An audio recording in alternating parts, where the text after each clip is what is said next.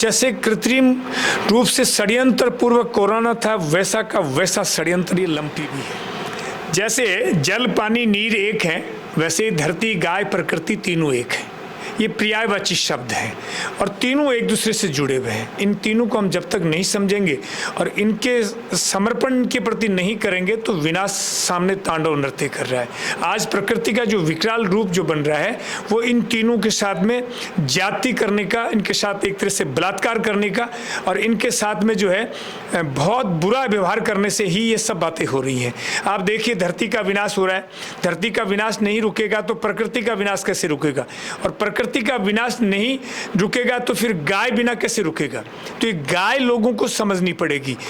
नमस्कार, मैं हूं राजेंद्र मधुकर और मेरे साथ आज मौजूद है बेहद खास मेहमान, राजस्थान स्टेट गौशाला फेडरेशन के जॉइंट सेक्रेटरी और प्रगतिशील किसान कान सिंह जी। निर्वाण साहब, आपका स्वागत है। धन्यवाद हुकम। आपके चैनल और आपके दर्शकों का मैं हृदय से आभार व्यक्त करता हूं और आप जो एक अच्छे सोच के साथ जो आगे बढ़ रहे हैं उसको मैं आपको साधुवाद देता हूं। कान सिंह जी, सबसे बड़ी समस्या आज हमारे सामने एक विकराल रूप धारण करके आई है। पहले कोविड ने पूरी तरह से हमको झकझोर दिया, पूरी मानव जाति को झकझोरा है और इस वक्त लंपी के कारण गोवंश समाप्त हो रहा है। आप इसको किस दृष्टि से देखते हैं और इसके मुख्य कारण कौन से हैं? देखो, सीधा सा है, आपका जो कोरोना आया वो भी मैं आपसे कहता हूं कि इसमें डीप में अभी भी जाइए। आप अभी भी भटक रहा देश इस आधुनिक विज्ञान के चक्कर में। पूरे अमेरिका के साइंटिस्टों ने अपने रिसर्च में कहा है कि दुनिया में जितनी मौतें हुई हैं वो एक चीज़ जिनमें कॉमन पाई गई है वो है विटामिन डी की कमी। और भारत में कोई विटामिन डी की कमी से मरता है, इससे बड़ा कोई दुर्भाग्य नहीं हो सकता, क्योंकि प्रचुर मात्रा में सूर्य भगवान अपना नृत्य करता है। 10 मिनट सूर्य की ऊर्जा ले लो और नहीं तो 100 ग्राम गाय का दूध पी लो, आपका पूरा का पूरा विटामिन डी की पूर्ति हो जाती है। तो वो भी वही लोग मरे हैं जो प्रकृति के सानिध्य में नहीं थे। सीधा सा है, एक भी प्रकृति की गोद और गाय के संरक्षण में रहने वाला पूरे भारत में कोई व्यक्ति मरा, उसका नाम बता दे, मैं उसको इनाम दे दूंगा। आपके चैनल के माध्यम से बहुत साफ शब्दों में कह रहा हूँ, कोई नहीं मरा। मैं पूरे देश में हर स्टेट से, हर जिले से लोग मेरे साथ जुड़े हुए हैं। लाखों लोगों से मेरा सीधा संवाद है। कहीं पर भी ऐसी कोई दुर्घटना नहीं हुई जो प्रकृति की शरण में रहने वाले हो, गाय के अंदर आस्था रखने वाले हो, गाय का गोमे का आहार लेने वाले हो, उनका बाल भी बांका नहीं हुआ, कोई डेथ नहीं हुई। कोई बीमारी आई तो भी ठीक हो जाती है। लंपी के कारण तो हम लोग भयभीत हैं। अब लंपी में भी वही हो रहा है। ये जैसे कृत्रिम रूप से षड्यंत्र पूर्वक कोरोना था, वैसा का वैसा षड्यंत्र ये लंपी भी है। आप ताजुब करेंगे कि ये लंपी की बीमारी जो है इस देश के, इस प्रदेश के बीच से नहीं आई। एक सुदूर जो हमारा जिले हैं जैसलमेर, बाड़मेर और गुजरात का जो बॉर्डर का इलाका है, उन डिस्ट्रिक्ट से ही इसकी शुरुआत हुई है। और निश्चित रूप से वायरस, मुझे जहां तक लगता है, आपको लगता है ये पाकिस्तान की साजिश है? ये पाकिस्तान तो मोहरा है बेचारा, बड़ी साजिश है इससे भी। इसको आप जो है सुदूर में जाएं तो चाइना की साजिश, वही कोरोना साजिश का षड्यंत्र सेम वो कब ऐसा प्रतीत होता है।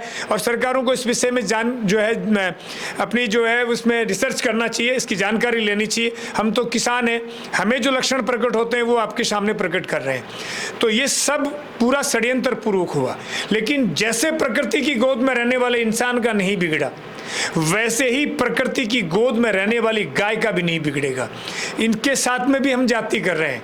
अब आप देखिए, मैं शुरू से अभी कुछ दिनों पे एक ही विषय पे रिसर्च कर रहा हूँ कि मनुष्य या चाहे कोई भी प्राणी हो, वो कोई भी व्याधि उसके शरीर में नहीं होती है, व्याधि उसके मन में होती है। कोई भी समस्या बाहर कहीं होती ही नहीं है, वो भी मन में होती है। आधुनिक विज्ञान ने आत्मा पे रिसर्च किया, ब्रेन पे किया, मन पे नहीं किया। ये मन और ब्रेन अलग अलग है। ये ब्रेन की ही सब बातें जो है, कुछ मात जितनी भी है वो सब ब्रेन की है। और ब्रेन को पूरे लेकिन आप कह रहे हैं प्रकृति की गोद में जो गायें रही, वो बता रहा हूं आपको।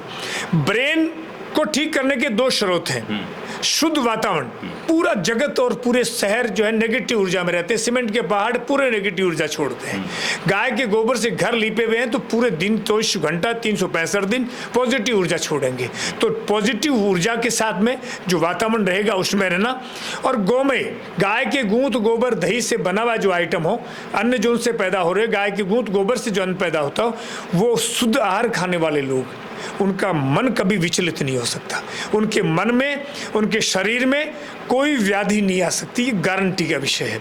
अब आप देखेंगे कि गाय की प्रकृति की बात करें, मैं अभी इसमें मेरे भी बहुत सारी गौ माताएं हैं जिनमें से एक परीक्षा लेने के लिए जो मैं जिसकी इबादत करता हूँ, पूजा पाठ करता हूँ, उन सब गायों के बीच में केवल उसे एक गाय को रोग हुआ। और मैं जितनी, इससे पहले मैंने बहुत सारी गौशालाओं में गाय के जो लड्डू बनाए, उसमें आपने काली मिर्च, हल्दी, गुड़, तेल, घी, ये अलग अलग तरीके से हमने पूरे लाडू बना बना के अनेक गौशालाओं में बांटे। मेरी वाइफ पत्नी जो है वो भी बहुत सारी गौशालाओं में खुद गई, बनवा के आई, बांटवा के आई। आप जैसे प्रबुद्ध जो लोग हैं उनसे हमने पैसे झोली फैला फैला के मांग करके गौशालाओं को दिए और व्यवस्थाएं करवाई।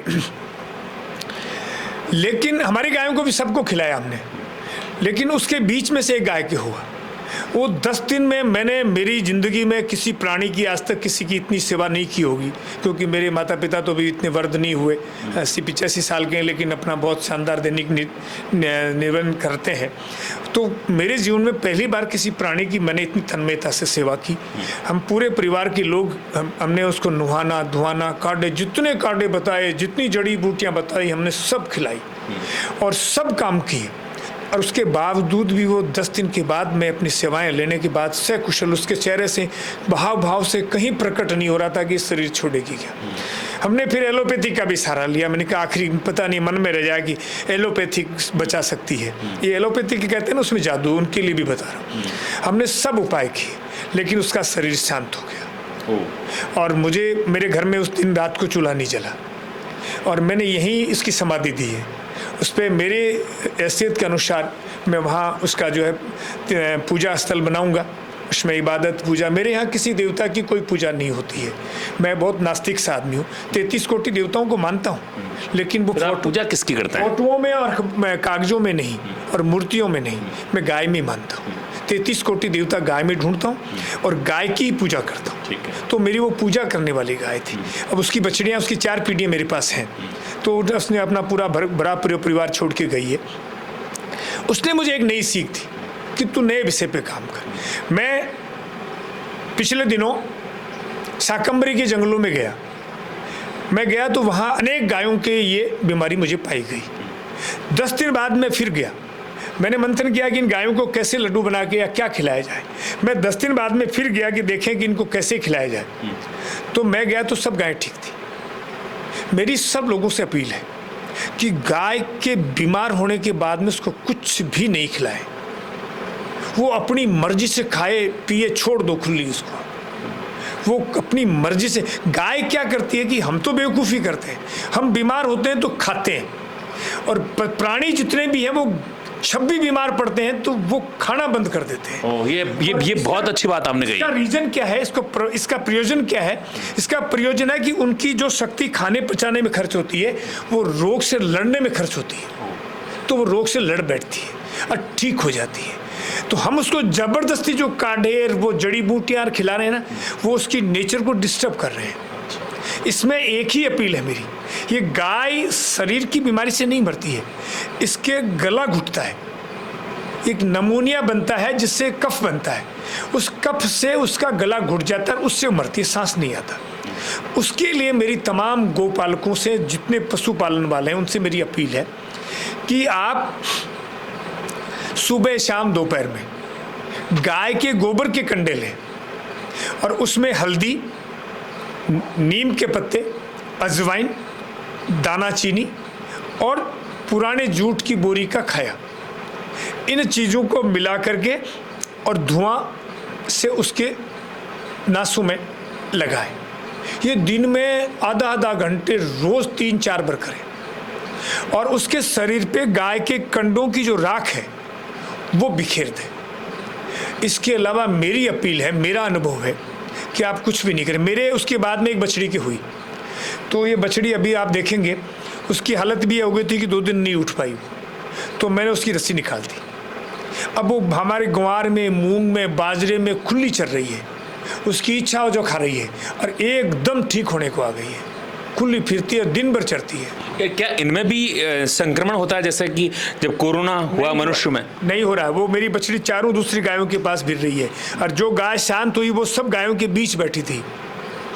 मेरा अनुभव, डॉक्टरों के पास कोई इसका प्रमाण है तो प्रमाणित रखना चाहिए। किसान तो प्रयोगशाला का तो प्रमाण होता नहीं है, हमारे तो दैनिक जीवन में जो व्यवहारिक जो बातें आती है वो हमारा प्रमाण होता है। मेरे प्रमाण में ये है कि ये छूत बीमारी नहीं है, ये किसी से एक दूसरे से फैलती नहीं है और इसमें ज़्यादा कुछ करने की जरूरत नहीं है। जो अभी जो मरी आंकड़े निकाल ले भारत सरकार, राजस्थान सरकार, सब जितने गोवंश मरे हैं वो जो पाल रखे हैं, जिनको मौस करके जो खिलाया जा रहा है, वो गाय ही बहुतायत में मरी है या जिनकी परवरिश ठीक नहीं है वो गाय मरी। और ज़्यादा बीमारी ये सफ़ेद गायों में आई है, लाल काली पीली गायों को भी इसने कम डिस्टर्ब किया है। और लोग कहते थे अमेरिकन का नहीं बिगड़ रहा, अमेरिकन में आने के बाद तो कीड़े पड़ के मराती है उनको। देसी गाय में अभी तक मुझे किसी में कीड़े पड़े हुए नज़र नहीं आए, ये सबसे बड़ी ईश्वर की कृपा है। एक भी देसी गाय में मेरी सूचनाओं में किसी के कीड़े नहीं पड़े। लेकिन अमेरिकन गायों के जो ये बीमारी होती है तो उसके बाद कीड़े पड़ने के बाद मौत होती है, एक बेसिक अंतर है। तो ये केवल गायों में हुई है और शुरू में देसी गायों से शुरुआत हुई है। तो ये अमेरिकन गायों में मैं सोचता हूँ जब ये तब आई है क्योंकि हमारे यहाँ की अमेरिकन गायें भी शुद्ध अमेरिकन या जर्सी होल्स्टाइन नहीं है, मिक्स है, हमारा देसी का मिश्रण है।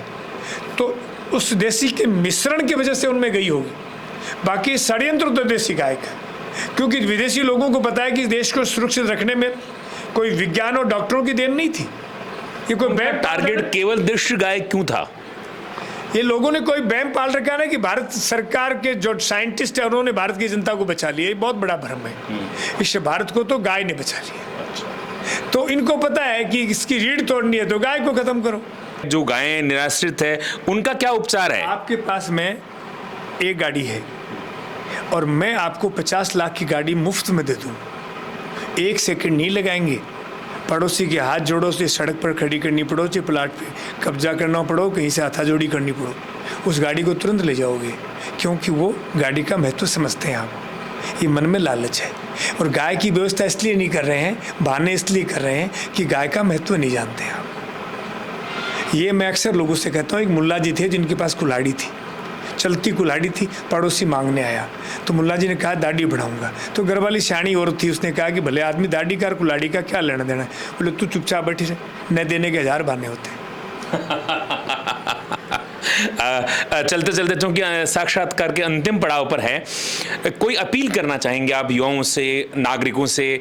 इस वक्त जो एक महान संकट हमारे सामने खड़ा हुआ है, जब कोविड था तो हम सब ने मिलकर के और उसकी समस्या का समाधान किया, एक दूसरे का सहयोग भी किया, लेकिन अब चूंकि गाय निराश्रित है और ऐसे में चूंकि मूक प्राणी भी है, क्या होना चाहिए? मैं इन युवाओं से अपील करना चाहूँगा, जितनी भी विशेष तौर से हमारी जो सेना बनी हुई है और जो जातियों के नाम से जो संगठन बने, उनसे मैं उनके विरोध में नहीं हूँ।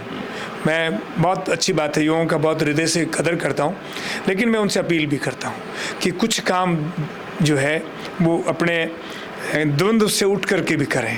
आप सब गौशालाओं में जाएं और मैं तो कह रहा हूँ कि 10-10 अलग अलग झुंड से एक कोई व्यक्ति निखर के आए, जो इन 10-10 को सबको एक जगह बुलाए, इन सब सेनाओं को, और उनको साथ लेकर के गौशालाओं में धुआं करना, उसकी साफ सफाई करना। महीने में 1 बार इनको गौशालाओं में पूरे ज़िले की, देश की, प्रदेश की, जहां मौका मिले, इनको आज की जरूर मनुष्य की सेवा की जरूरत नहीं है, आज के समय में और किसी चीज़ की सेवा करने की जरूरत नहीं है। बहुत बहुत धन्यवाद। ये थे कान सिंह जी निर्वाण साहब, जिन्होंने भारतीय राजनीति से लेकर भारतीय समाज में जो कुछ घटित हो रहा है, बदलाव हो रहा है और जो सेनाएं बन रही है उनके घोर विरोधी हैं। एक ही कहना है, देश हित में और राष्ट्र हित में युवाओं को आगे आना चाहिए। इसी के साथ लेते हैं विदा। बहुत बहुत धन्यवाद। जय गौ माता, जय गोपाल। बहुत बहुत धन्यवाद सर आप।